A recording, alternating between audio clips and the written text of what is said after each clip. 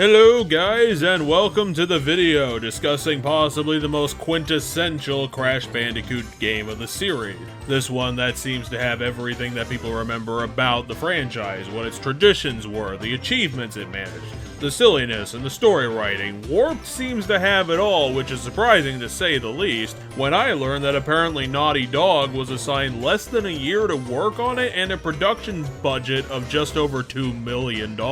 which I suppose for a Crash Bandicoot game might be appropriate compared to a Square magnum opus project. What's even more bizarre is that one of the first things produced for this game was 2 new engines for just gameplay. There's commitment, and then there's going into the third game of a trilogy with brand new gimmick setups. We'll be talking about that later. After we did the second game, Cortex Strikes Back, which was the point when Naughty Dog threw all the effort into that project and equipped it with better controlling platforming, some new level ideas and themes, and more importantly, the story that was sorely lacking from the original title. And I say sorely because not only was that game engrossing enough for the entire runtime in trying to be a cartoon, but it was also pretty solid comedy with talented voices behind the scenes and the characters. The thing was that Crash Bandicoot has an odd tradition, and what that ended up being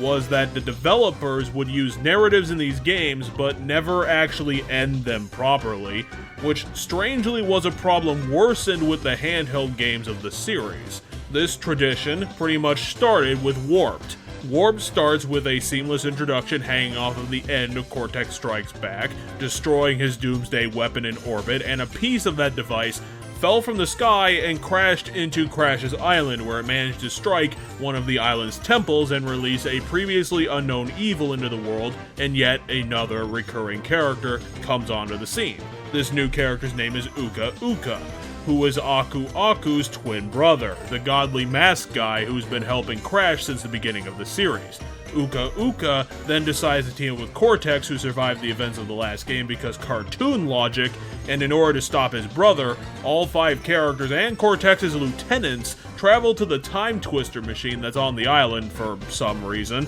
so that they can race to hunt down more power crystals in order to stop and or save the world, depending on who wins. The suspense is killing me. The issue with the plot is that while it serves as a somewhat adequate premise for the game, it also has no stakes because we really don't know what Cortex's ultimate plan is going to be. I mean, we can assume it to be anything we want, but that's not really how good media works. The audience goes to consume media because they want an interesting story told to them. They don't go so that the creators can give us a pedestal to put our own story on. It doesn't end up hurting the game overall that much because its focus is on other things that it manages to knock out of the park, but it does feel like a glaring lapse since the game reinvests in doing cutscenes, dialogue, and those fantastic voice actors reappearing for the end of the trilogy.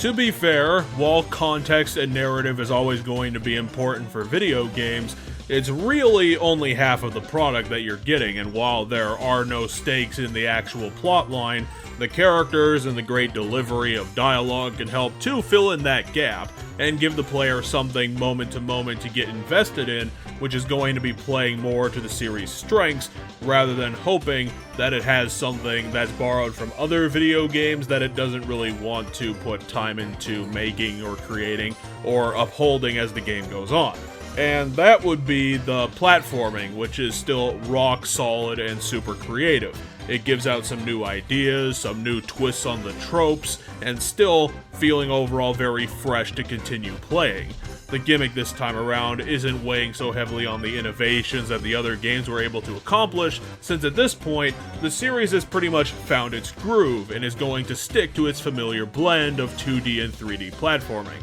This time, Warped is more focused on integrating the concept of the game into the level design and some of the level gimmicks. This game is set within a time machine, and therefore the levels that you play in are stereotypical depictions of ancient time periods, and maybe a contemporary or future one here and there, so that you go through medieval times and to ancient Egypt and to things like that. The time machine is kind of random, so you don't really know what you are going to get in each level group, but again, this unpredictability combines with the creativity of the developer that helps the game to maintain some sort of cohesiveness. Like I said in other videos, Crash Bandicoot is trying to be a comedy series, and so if the silliness of the gameplay and in the animation, along with the story, works together very well, then you can set the game pretty much anywhere you want and it'll still work well. The platforming itself is pretty much perfected at this point.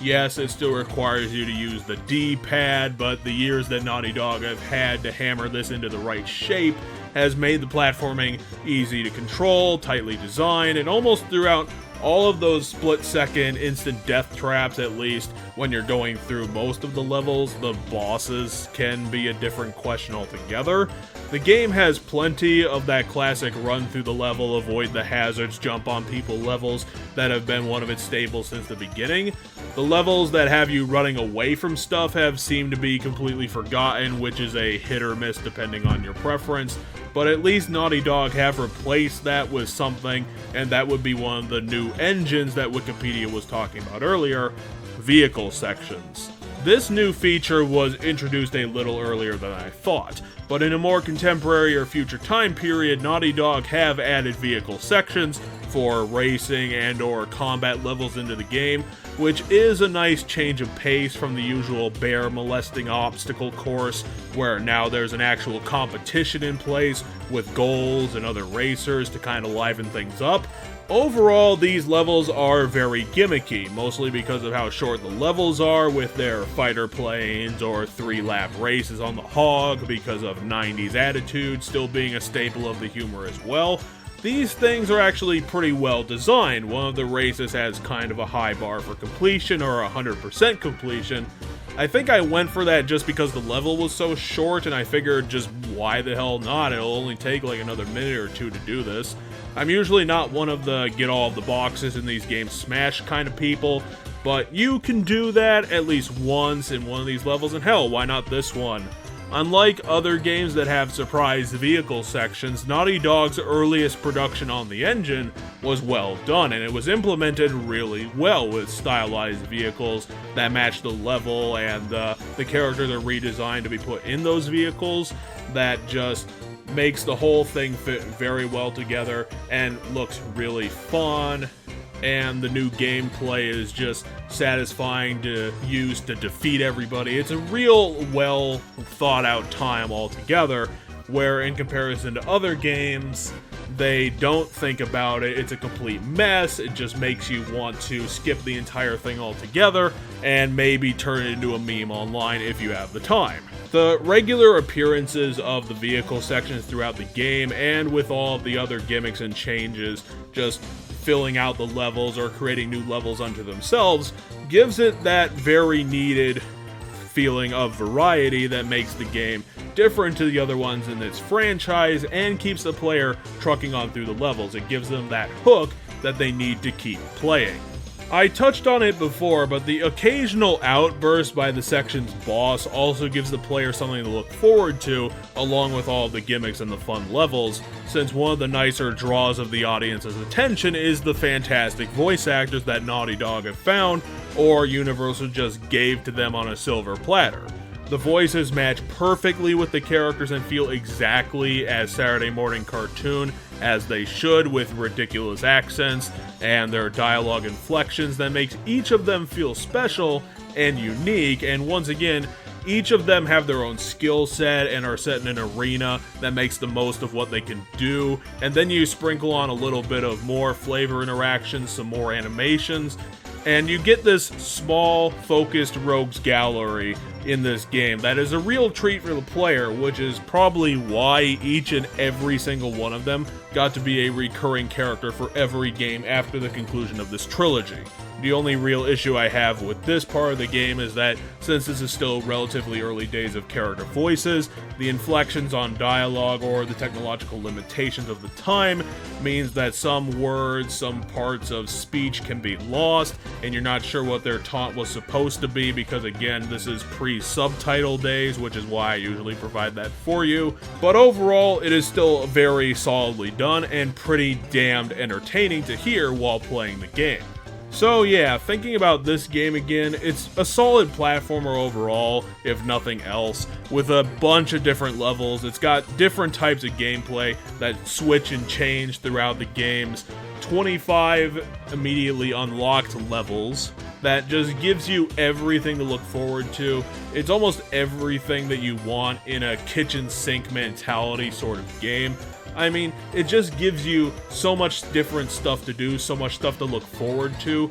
that it's really creative, it's satisfying to accomplish all this different stuff, and ultimately it's just fun to control Crash and Coco in all these different ways. You don't know what you're going to be getting, you don't expect that you're going to be in a fighter plane, or you're going to be going to Egypt, or you're going to be fighting Dingo Dial in the Antarctic. It's just, overall, such a rainbow of a video game that it's amazing that, you know, this seems like the one that seems to have lapsed from people's attention, when I think it's probably one of the best designed of the entire trilogy, which is to say a really good thing, since people consider Naughty Dog's participation in the Crash Bandicoot series to be the highest that the series has ever attained over its runtime. However, one of the things that might be holding it back would be that traditional loss of narrative structure and that missing plot line to kind of hold everything together. I mean, it's nice to see that you have all this moment-to-moment stuff, but the problem with having that as your strength is that while it makes a fun game at the time, it also doesn't make it very memorable, which might be the reason why it's kind of fallen out of the public eye of the franchise. More so compared to the original, which seems to have everybody's attention, because that was the one that seems to be the most nostalgic, the one that people remember. Ultimately, I think Warped probably deserves the top spot in the 3 games that Naughty Dog has made. I mean, it's the one that put everything on the table. It has the one that has the most work into it, the better graphics, the best platforming. It's really got everything that you would expect out of a attitude-fueled, creatively nonsensical platformer of the time. And it's something that has so much personality in everything that it does. Every one of the little touches and every little piece that Naughty Dog's team has put in is something, it shows that they really cared about this. Even though they were given such a crunched time to actually make this game and such a hard deadline, they really did put their all into this, and it really is inspiring,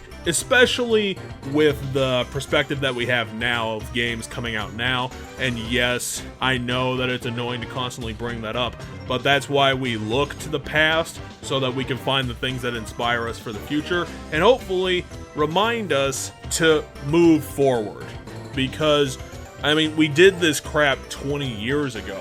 We really should be using this to inspire us to reach higher and to go further than we could before, because the game that was able to do it new and do it so cleanly, so perfectly, and so fun back in the late 90s, why not take that attitude of the industrial creative, the person who could get it done and lead through the project, to make something that's so goddamn rock solid? Why don't we just take that and continue with that goal in mind? Unfortunately, I do guess that this is the last game that Naughty Dog have worked on with the series before it ended up getting kicked around and shuffled around so much harder than Fear did. because people just kept picking up the franchise and didn't really know what to do with it, so it just kept getting handed to freaking anybody who would take it. I don't know if this is going to be a complete falling in quality, but, you know, with a new developer and with new ideas and new spins on Crash Bandicoot, we could be seeing literally anything. So I guess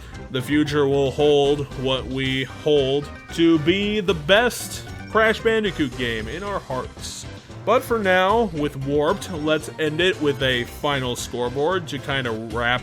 all of the feelings and what it was able to do together in a nice little bow.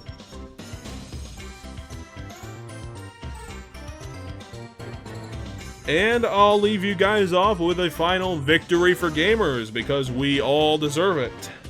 Thanks again for watching the video.